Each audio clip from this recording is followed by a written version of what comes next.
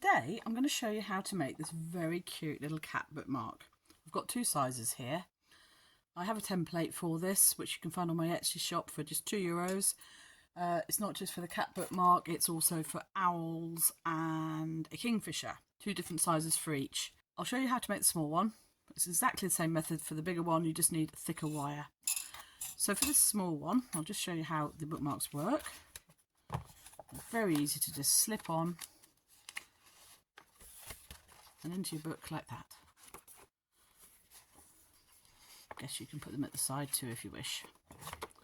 Okay, so they're lovely little bookmarks. They don't damage the paper. They're nice and flat and they last forever. For this little cat bookmark, which measures 8.5 at 9 centimetres or 3 1/3 inches, we're going to use a 1.25mm wire. I'll put the gauges in the description. Copper wire I'm using, and I'm going to cut, it's about 35, maybe a little bit longer, 40 centimetres of wire. We need roughly 30 centimetres, so cut a little bit longer than you need. I've straightened it a little bit with my null and jaw pliers. Really good for straightening thinner wire out. Just grip and pull along. If there's any kinks in your wire, it helps get rid of them. It's not obligatory to do this. You could equally do this with a bit of strong cloth or just your fingers. So to start with, we're going to file the end. I'm going to cut that flush. You can see that's a bit sharp there, so I'm just going to cut the end off. Don't need many tools for this. I've got these out. Generally speaking, you're going to need a file just to file the two ends of the wire, because nobody wants to scratch up their pages of their books. So we start with the first end and just file that. And generally speaking, you're going to need round nose pliers and potentially some chain nose pliers. So we're going to start on his tail, not his tail. You could start on his tail, but we're going to start on his leg and work our way round and go around that way. So the bottom of our round nose pliers, which is the widest part of the cone, want to make that first start of the spiral, but don't grip it super close now. Once you get halfway round, just using this to hold the wire in place and guide it, and you're pulling with your other hand to make that initial spiral. Oops, sorry, I should show you the template. There we go, there's my template. So we'll work that.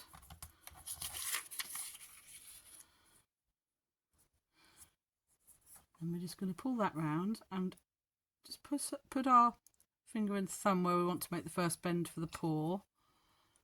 With the tip of the pliers, just bring that round, right angles. Same again for the front of the paw. Bring it round, just curving it. So you're using the pliers and your fingers, and then we're going to curve the paw back. Come around the front of the body using your thumb to help bend the wire. And template's a guideline, you don't have to stick to it absolutely 100%. It's just to help you gauge the shape of the cat. I nearly always go off a little bit. That's okay, everyone's going to be individual and unique. We're going to bend round to create the face. Just keep referring to the template, and you can use, let's move you out of the way, we can move the wire with our fingers, with the tools, however feels good for you. So I'm just going to use my thumb. This wire is pretty flexible. Mark where I want the ear to go up.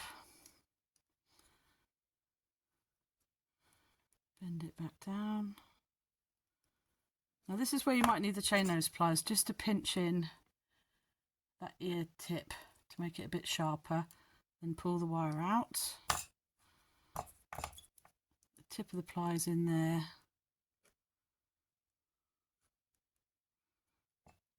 Bend the wire so you've got the top of the head.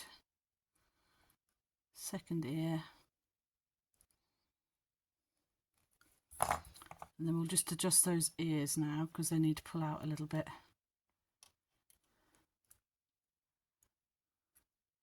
And then carry on with the side of the face. We'll just compare it to our template. Not too bad. Need to just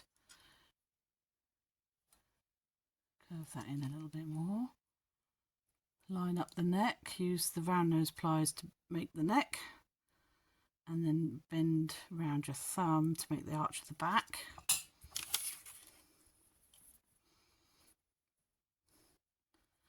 And then I guess this is probably the trickiest part. We're going to make a spiral in the opposite way. So all I'm going to do is I'm going to hold the wire against the paper and bring the wire round as best I can in a nice circle without it going too angular. Coax the wire around in a nice spiral shape. How you finish your tail off is up to you. If you wanted to come up and go wiggly. I'm just going to come into the centre there and I'm going to cut that off. So you don't need the full amount of wire that I cut off, but it's always good to have that excess. So we cut the tail off the desired length and just file the end. So we don't need the template really much anymore. I'm just going to file off, make sure that's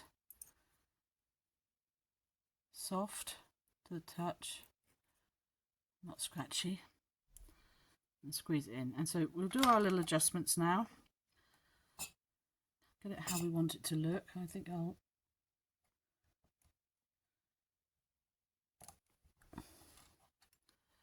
curl that in a little more, make it nice and individual. His neck's a bit skinny, but never mind. So shape it up how you would like it to be, and then we're going to hammer it so it's flat and a bit stronger. So that's the basic shape done. So now we're just going to, if you've got a front side and a back side to your bookmark, choose the back to hammer on, perhaps. It's up to you. I don't worry too much about hammer marks on my bookmarks. I have them on both sides. This is very thin wire, so I'm just going to use my very, very old ancient hammer, but it's a nice lightweight hammer, and I'm just going to tap all over until I'm happy that it's strong enough. And then ultimately, as you can see, at the moment it's not lying flat. We keep turning it, hammering it until it's very, very flat. So I'll just hammer away.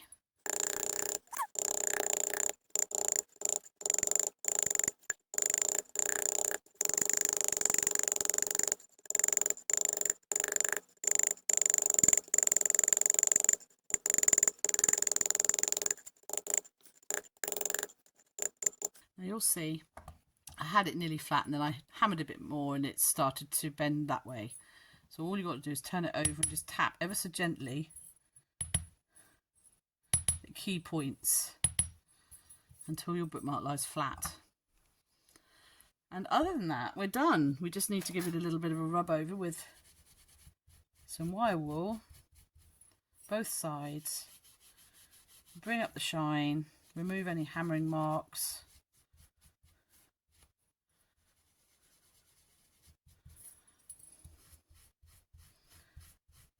And we're done. And this is a very, very delicate little bookmark. Using this gauge of wire, it's very fine, very delicate. So I wouldn't make bookmarks bigger than this with this thickness of wire.